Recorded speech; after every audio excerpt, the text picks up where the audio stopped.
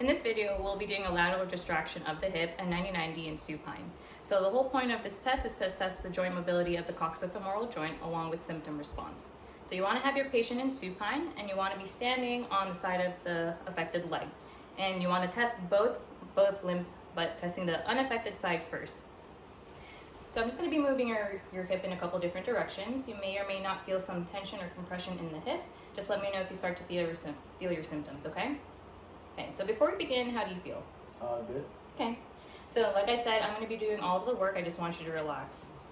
Okay, so you're going to bring up the unaffected limb first to a 90-90 position, and you want to rest the distal femur onto your shoulder.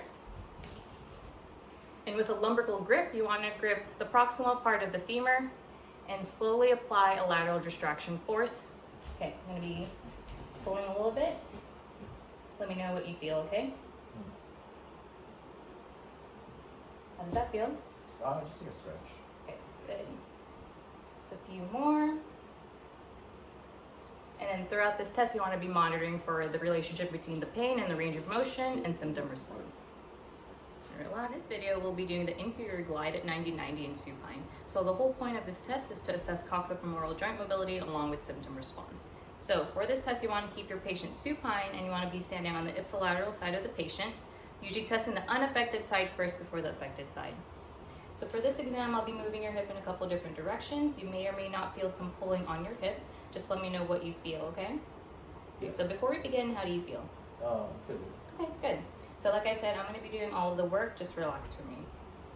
So you're going to be bringing your patient's leg into hip flexion of 90 degrees and knee flexion of 90 degrees. And you want to stabilize the distal femur along your shoulder. From here, with a lumbrical grip, place your grip on the anterior portion of the proximal thigh. I'm going to be placing it on the upper part of your thigh, okay? Okay.